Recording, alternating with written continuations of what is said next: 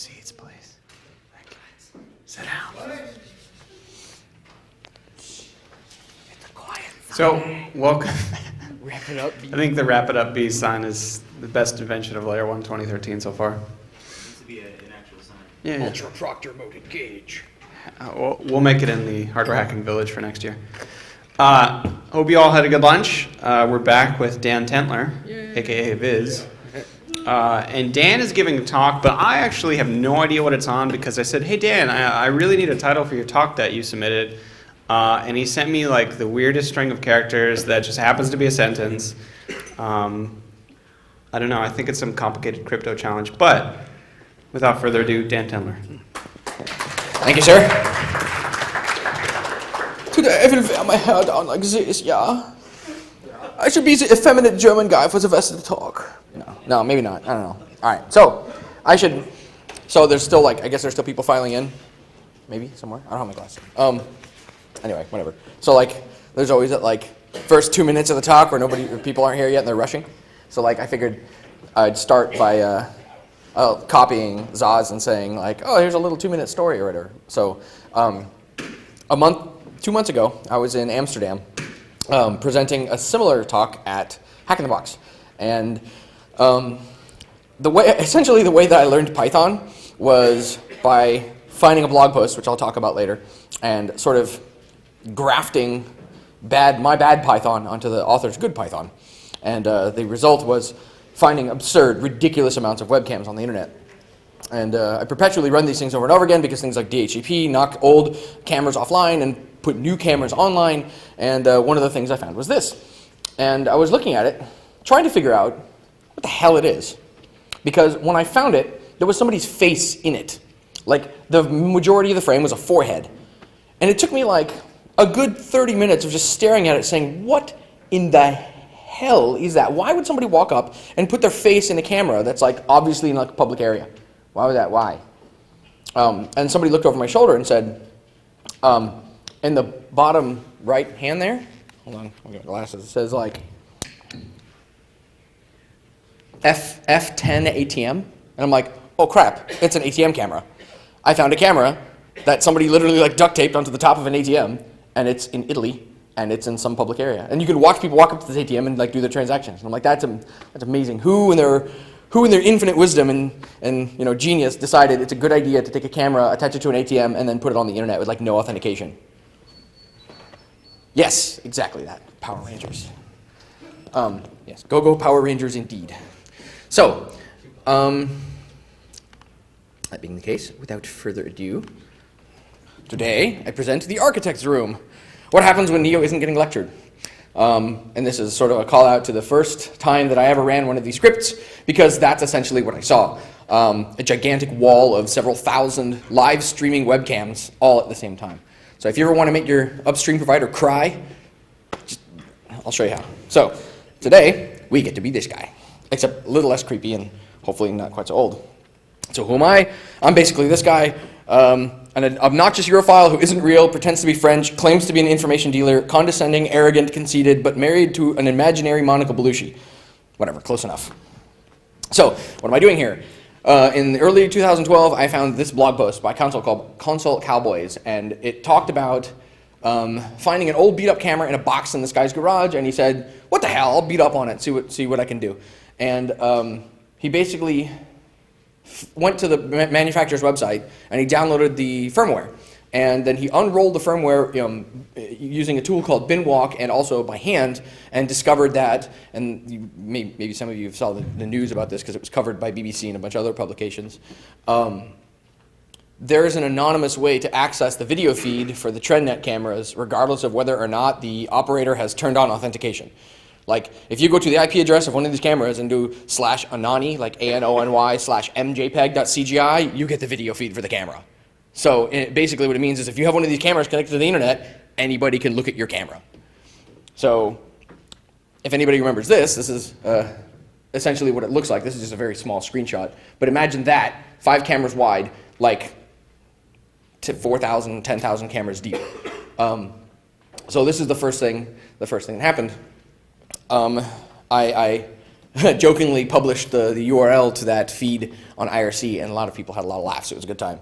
And then a month later, the BBC found out about it, and what they read was the stuff that made it to Pastebin, that described crazy people on 4chan and other people on the internet being creepers and like finding naked people and babies and all sorts of stuff on what I would argue are the far less interesting cameras. So the most boring thing is babies. Who here in the room has kids? Never put your kids on camera, please, dear God. They are boring as hell. Please do not buy a camera and point it at your child. A third of the cameras I find on the internet are like baby monitors or like in a living room. Don't. Just don't do that. For one, it's boring, and for two, it's just creepy. So before you flip out, however, this story came out just a few weeks ago. Somebody that was hilariously doing the same research as me was watching a camera where it was like a hospice or a hospital bed of some kind. A person that's essentially bedridden that was under 24-hour care was essentially being beaten by the person that was supposed to be taking care of them. And somebody who was in a position like myself was watching the camera and saw it happen. And so this person flipped out, did a whole bunch of OSN, identified those people and identified like where the camera was and tried to call the police. The police said, eh. And this person said, are you fucking kidding me? Like I'm watching, you know, a beating happen. Like this is essentially, it could be a felony. Like I'm watching this happen live on camera right now. And they said, meh, not our problem. So he said, all right, and he called the press. Press got involved, and then the press came down on the cops. And then they chased these people and got there was some lady, and I guess it was like, she was a social worker or something, and it was her mom, and I don't know, there was some weird relationship there, and there was beating involved. But yeah, so this is a case of a dude watching a camera on the internet actually saved somebody. So I'm like, that's pretty cool. These are stories that don't make it to the news very often, so I figured I'd highlight that. However, there's a flip side. This guy, you guys know this guy, right? This guy called the press first, and now he's in prison. Of course, he had an entirely different approach, but interesting thing to say, right? If you call the press first, you're going to get results. If you call the cops first, they'll ignore you until you call the press.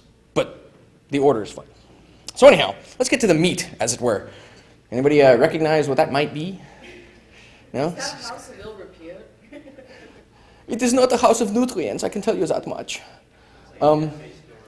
It's a porn store. No, it's not in Japan, it's in San Diego.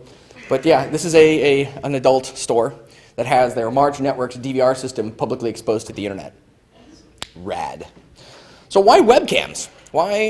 What's the big deal? Like, why would I spend so much time? Because, at some point, you're looking at the same stuff over and over and over again. And you may see, a neat camera every once in a while, but like, most of them are like in other continents.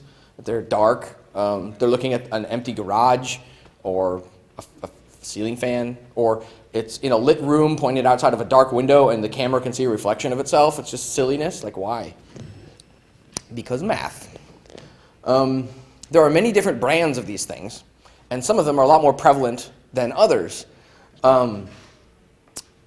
This sampling alone, just with these, 6, 7 camera brands, is 912,000 endpoints. This is almost 1 million just with these, and there's more.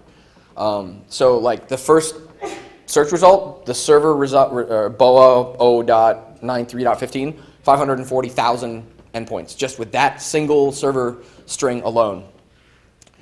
This is going to be your daily dose of meta. This is a camera in the office of the company that manufactures that camera, pointed at the guys who work on the PCBs that go inside the camera I'm watching them with. And what they're holding in their hand is the weather dome that goes underneath, on the bottom of the camera to protect it from the weather. You can watch this guy read his mail. Why? Somebody consciously made the decision to put a camera in an office and point it at somebody's desktop. And this has been this way for months. It's still up right now, I guarantee you. Also, the other dozen cameras these guys have are all pointed out one person's window at the same patch of parking lot, which is really weird. And they all have individual IPs. I don't know why. This is a screenshot from what I had up earlier. This is that Italian ATM. This is a screenshot that I took while I was in Amsterdam. You can watch people walk up and put their face in the camera. That was interesting. Why do people put their face in the camera? They're so strange. The rubber goods section of the porn store. Anybody read that sign? That little blue sign, like center frame? Browsing time limited to 20 minutes. You can only spend 20 minutes in the porn magazine section. Good to know. Also, because with 1 million endpoints, 1 million plus endpoints, they're an excellent cross-section of the type of security that you can expect from people that manufacture stuff for public consumption. Generally speaking, these cameras are designed to be purchased and attached to something, and there's like zero config. You plug it in, you point it at something, and that's what you get. Unfortunately, when you follow that sort of rhetoric, then I'll find your camera, and then you'll end up in my talk, and it'll get gross, and don't worry. So I found all these using Shodan, and I've done a lot of talks on Shodan in the past. But finding these things isn't exactly what you would call, or what you would call straightforward. You have to basically learn to fingerprint things, because you can't just go on Shodan and search for webcam. Well, you can, but you're not going to get precision results. So basically, what I have to do for every one of these findings is fingerprint what it is that I'm looking at. So in this case, I'm just doing straight text HTTP fingerprinting. I tell it to port 80, I do get/HTTP 1.0, enter, enter, and it'll return something. In this case, a camera in Japan that is that BOA 0.920, and you can see hilariously it's an O, not a 0 at the end of that server string. But that's what we're looking for. And we need something that is unique to that brand or unit, but not so unique that it's an individual thing. So basically, this string will yield one model of a particular camera. And in some cases, you'll find several hundred. In some cases, you'll find several thousand. In other cases, you'll find 500,000. So it really sort of, it's all over the board. So you have to know kind of what you're getting into. It's kind of a weird reverse logic from what normal people are used to. Like, you can't go to Google and search for this stuff necessarily, because Google spiders pages, but Shodan will give you the HTTP headers, and that's what you'll see in Shodan. So basically, that's the secret to Shodan. That's how you find things, is if you have access to something, you get an HTTP fingerprint or a telnet fingerprint, and then you search for that. So it's not super straightforward. So all of these cameras are actually public? Yes, absolutely they are. Here are some of the issues that I found with the cameras. It's a short list, but this is pretty much prevalent across all of them. Either no authentication at all, direct object access, which means like what I described earlier with the TrendNet cameras. If you have auth on the camera, but you know the path to the camera's feed, you can hit that feed directly and look at the camera. Shared codebase, for example, if you search for the word author on Shodan, A-U-T-H-E-R, misspelled, some guy named Stephen Wu decided that he was going to forever immortalize himself into a bunch of server headers and little cheap Chinese print servers and webcams. And D-Link, Airlink, and I can't remember if it's TrendNet, but there's 3 or 4 different brands of webcam that share this codebase. So if you search for author Stephen Wu on Shodan, you'll find several 100,000 potentially units, things, results. And some of them are print servers, others are cameras, others are LAN, other things. Anyway, but yeah, so shared code base, you'll find like, and if that code base has a problem, then all these devices have the same problem, right? Poor obfuscation, where, for example, it's an ActiveX camera or a Java camera, or it'll pop a Java applet. You can just look at, like, if you pop open like, HTTP Fox or just you open up Chrome developer options and you can watch all the HTTP requests, it'll show you where the Java applet is going to get the camera feed, so you can just go there directly. Shared path or file name, same sort of deal. Most of these cameras run MJPEG, which is motion JPEG. Is basically they give you a JPEG a couple of times a second, and the frame refreshes itself over and over and over again. So most of them are, the file name is MJPEG, like JPEG or JPG.CGI, or video.jpeg. It's all very similar. So there's 3 or 4 you can try if you can't find it directly. So easy mode, right? The camera gives you a Java applet. Java applets, for anybody that hasn't tried this before, are basically zip files. So you download the Java applet, you unzip it, and it gives you a bunch of files, and then you run strings on them until you find a path that's interesting. It's really simple. Oh look, you hit the URL stream, right? Cam wants a login, cool. Find another cam that's exactly the same camera that doesn't have credentials. Get the stream to the video, and then try that URL, or that path, I should say, on the camera that does want credentials, and boom, you're in, right? So, or maybe they're doing their homework at least a little bit, and you can't get in with those methods. It actually does want credentials, and defaults aren't working. So you go to the manufacturer's website, you download the firmware, and you run binwalk on it, which I have to say, the guy that develops binwalk in the last year has made it really, really, really awesome. Because the first time I tried doing this 2 years ago, binwalk was kind of a pain. I'm not one of those ninjas that can just open a file in VI and look at the header and immediately say, oh, this is like an MPEG-4 stream. Or, zip files are easy to recognize, JPEGs are easy to recognize, but there are some things that you find that aren't. And unfortunately for me, I'm not one of those guys that can just eyeball it. So the original version of binwalk, you had to carve files out yourself, and you had to specify offsets and links and things like that. And I would always get it wrong, so the archives that came out were always broken, and I couldn't uncompress them, so I couldn't get at data. So for MIPS file systems in particular, this was a pain in the ass, because if you want to do it by hand, you have to do this weird memory mapping thing when you're mounting MIPS because of the way that the file system is structured. And I was never able to get it right. But fortunately, the new version of binwalk, it's a one-shot go. You just, binwalk file name, and you give it -E, and it will carve out everything and dump it all into a directory, and it will even uncompress MIPS, like LZMA images, into a straight-up like SquashFS file system. So you'll see, oh, hey, look, here's the file system to some, what's this, a Vivotech camera? Yeah, this is a Vivotech camera. That's cool. What's the anonymous directory for? Right? So immediately, like, you're getting payout. So binwalk is amazing for this, and this is a screenshot of it, like running on the Vivotech firmware. It'll scan through the compressed file. It's usually like .bin or some custom thing. But what they tend to do is they take a bunch of files and they squish them all together into something essentially like tar, and then the installer knows the offsets of the bytes in the file for where to carve it to pull out certain, like the kernel images and the disk images and other bits of the file system, things like that. So here's binwalk finding a bunch of GIF files and an LZMA archive.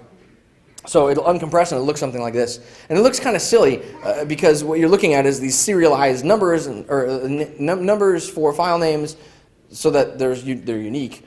But all these .7z files are essentially the same file. So sometimes binwalk chokes a little bit. But that's cool because the files on the right over there, the C10, that's the firmware, C10A v something.us.bin, the install.inf and the two OCX files there, that's what came out of the zip. And if you just run strings on those OCX files, you can find a bunch of stuff. So I did. And I spent 15 minutes parsing through the guts of these files and looking for readable text until I found this server string. This is how this device acknowledges itself to web browsers that connect to it. Right? It says server embedded /1.0 UPnP 1.0 IP camera 1.1. Okay, that gives me something I can search for. So I searched for it and I found 6,000 of them. Sweet. So that's how you do it. That's the one-two punch, right? So there's a million webcams out there, but they're all horrifically insecure. But so what? Like, who cares, right? Oh, look, I can look at somebody's dark garage. Yay. They're actually Linux boxes, and if you feel so inclined, you can actually own them and use them to pivot into the remote network. One of the talks that I got the pleasure of seeing in Amsterdam was these guys. This is their GitHub repo. They wrote this tool that will basically point it at a FOSS-cam. If you guys ever heard of FOSS-cam, is one of the larger. Like if you search for NetWave IP camera on Shodan, there's hundreds of thousands of these, and they are very, very vulnerable, and they're running a MIPS Linux-based embedded file system. And you can very easily compromise them, gain control of them, and now you essentially have a tiny little, like, who needs a Pwn plug? Or who needs a Raspberry Pi? You have 540,000 of these things on the internet that are already, like, powered and connected to the internet, like botnet go, right? So here's some examples of the stuff that you can do. This is a slide that I unharmoniously ripped out of their talk, so sorry guys.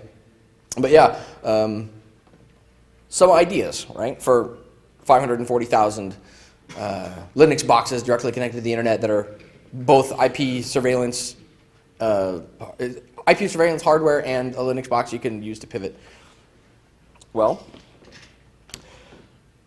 cool. So now we found a whole bunch of these things. What can you do if you search for Shodan or you search on Shodan, you find 500,000 results. What do you do with 500,000 results? How do you quantify that? Like, what do? Well, I published a script to GitHub earlier this year, which is the Turk script that I've been using to harvest these cameras. And you can go to my repo. It's github.com/vis.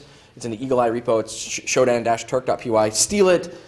Get yourself a API key from Shodan and begin searching for stuff and harvesting things. So this is basically like an if-then kind of thing where you give it a search query. In this case, I'm searching for Vivotech.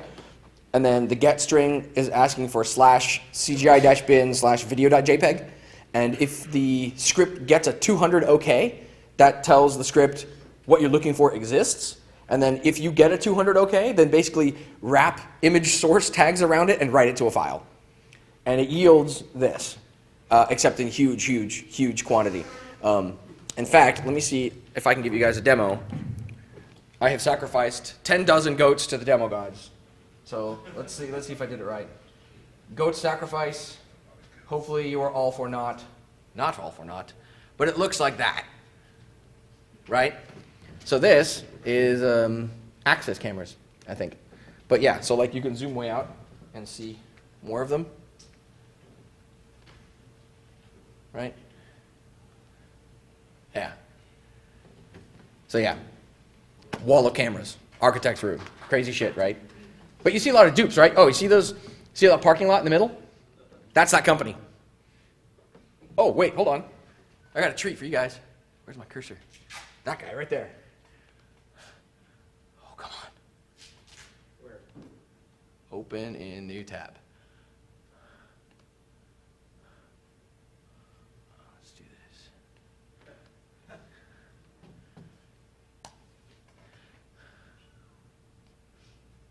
Oops. Oops, look, somebody's office. Hey, what's a QR code? I've tried decoding it, like the bottom left-hand corner is missing. But yeah, this is live. This is a live webcam on the internet in some business, like pointed at a desktop. No auth, no creds, nothing. Hey, I've never noticed those before. Good eye. There you go. So like, rad. Yeah. And this is absolutely a rabbit hole. If you do this, you will stay up till 5 in the morning, I promise. Like, you'll get... So it's a point, right? Why bother? Why do all this stuff? Well, the point is that vendors know that this is a problem and they just don't care. The people that manufacture these pieces of hardware will happily sell you a $30 camera that you will put in your home or in your business and attach to the internet, and then assholes like me will find it and put it in a talk. They don't care. And no amount of asking them nicely, no amount of responsible disclosure, no amount of CVEs and advisories will get them to stop. Because we've been doing it for at least 20 years and it hasn't changed anything. They won't fix it because it costs money and they don't like to pay. And then it's not worth it to them unless they're pressured. So about that wall of cameras, right? This doesn't scale. Like, not only will it murder your browser and your downstream, but it takes like an hour for all the cameras to load. And the browser didn't know how to deal with like 4,000 live streaming MJPEG feeds. So I had a friend help me out. He built this thing for me on Friday, actually. We basically have kitten war for webcams. Anybody know what kitten war is? Kitten war. There's kitten war for webcams. It is live right now. a10labs.com/camwar. Go there. View, rank, rate cams. Go, play. That, on the left, is somebody's IDF. That is a rack of equipment that some company somewhere in the world is monitoring with a camera that anybody can look at. And that on the right, after a little bit of research, looking up the IP and other things like that, is some college somewhere that is demoing smart grid technology. Neat. So everybody, go play. Thank you for humoring me and letting me come up here and jabber at you guys for 25 minutes, 30 minutes. I'm open for questions if anybody wants to throw stuff at me or fire away. Okay, so you were talking about the cameras near the ATMs. In reality, what proportion of these do you think are maybe set up by skimmers, and what proportion are actually ones built into the ATMs for security? Well, to date, I've only found, okay, so the question was, the ATM cameras, specifically, how many do I think are set up by skimmers or other criminal types, and how many are put up by people that are just trying to monitor the ATM? Well, so far it's a little hard to judge considering I've only found one. But the one that I did find that I had up earlier it wasn't pointing at the keypad. The only thing that you can discern from that video feed is that there is somebody using the ATM. Like the camera itself, for all intents and purposes, has nothing to do with the ATM other than its geography and the fact that it appears to be sitting on top of the damn thing pointing at the people that are using the ATM. So my guess, if I had to guess, is that it is the brand of camera that it is that same brand that is the office that has the Meta office with the camera that builds a camera. It's those guys. And those are not cheap cameras. So my suspicion is that bad guys probably did not go and buy a really expensive IP camera to hide in an ATM and not gain something from it. So my suspicion is that it was like a bolt-on measure by whoever's operating the ATM to see if somebody will drive a truck up, and this has happened before. This is how you, one way to steal ATMs, like if you're not a lockpick ninja and you can't break into the ATM, then you drive a truck up, backwards to the ATM, you put a chain around it, and you drive away with it, and it leaves sparks and scrapes on the ground, and then you egress with the ATM. So, yeah. Short version, probably not a bad guy. Anybody else? Questions? No? Hate me out? What do you do to make the webcam secure? What do you do to make the webcam? The question was, what do you do to make the webcam secure?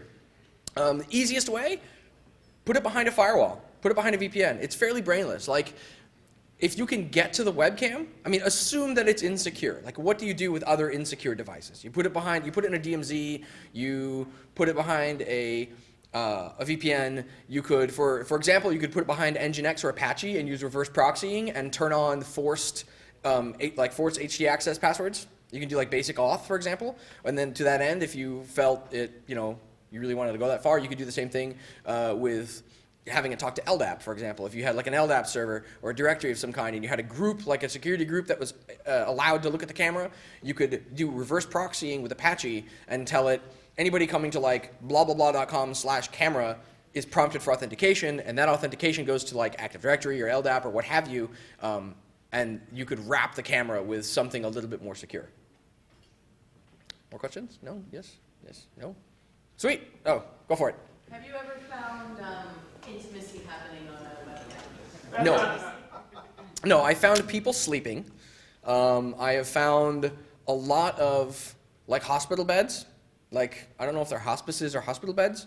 Earlier today, it was kind of gross. I found what looked like a, what's the word? A dude that was like in a coma, that was like vegetable, kind of contorted up like this, lying, and I guess like his aide was washing him, like there. It wasn't like sexual in any way, it was like maintenance. That's the closest I've ever seen to like naked stuff. Apparently, like a year and a half ago, some people that have far less of a life than I do, who were sat and watching cameras for a long period of time, caught some people doing something, but it's only a story I've heard. The vast majority of the cameras are horrifically boring, particularly the ones with babies on them. So. Yeah, that's true. There was a lot of, and this is really weird and I can't figure this out, a lot of people put these cameras in their living rooms. So like, the cameras sat to the right of their entertainment system, pointed directly back at them while they're on the couch, and there was this huge fat guy, and he was like pretty much naked, watching some television show, I couldn't see the TV, and like his cat was walking all over him, and the cat's litter box was on the coffee table, and I'm like, what? What the hell? Yeah, it's... Dude playing on the couch shirtless. In his boxers, watching TV. So, public webcams, right? So, you have to take the good with the bad, right? So, like, once I'm like, sweet, I found a power grid, and oh god, this dude, oh, my eyes. So, it's a sampling from the whole internet, so you got to take everything.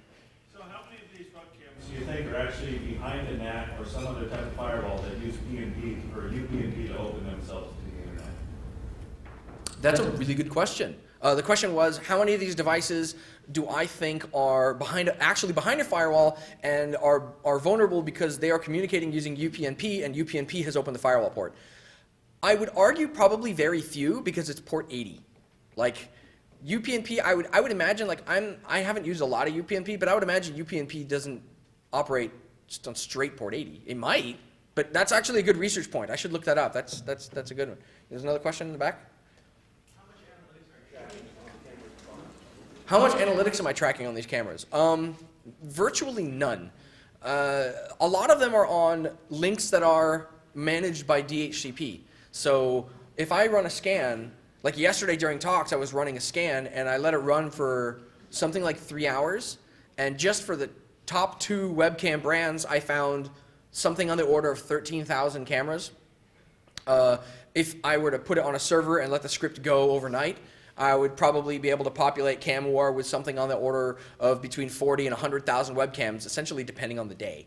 The vast majority of them are on DHCP networks, so it's literally luck of the draw. It's hard to track that. I would have to invent a system that would look at the content of the camera and somehow fingerprint it to make it unique. So if you want to work on it, rad. Like I've never analyzed a picture that will change. Like sometimes it'll be daylight and you'll see a living room, and sometimes it'll be dark and all you see is like the clock.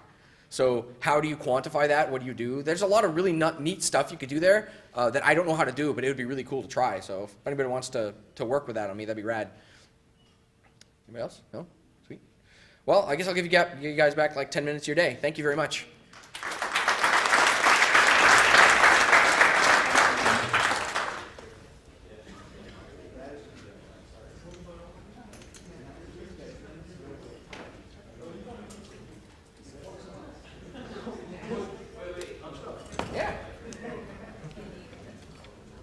I made a talk out of something that was something I kept myself occupied with at 2 in the morning for like a year and a half.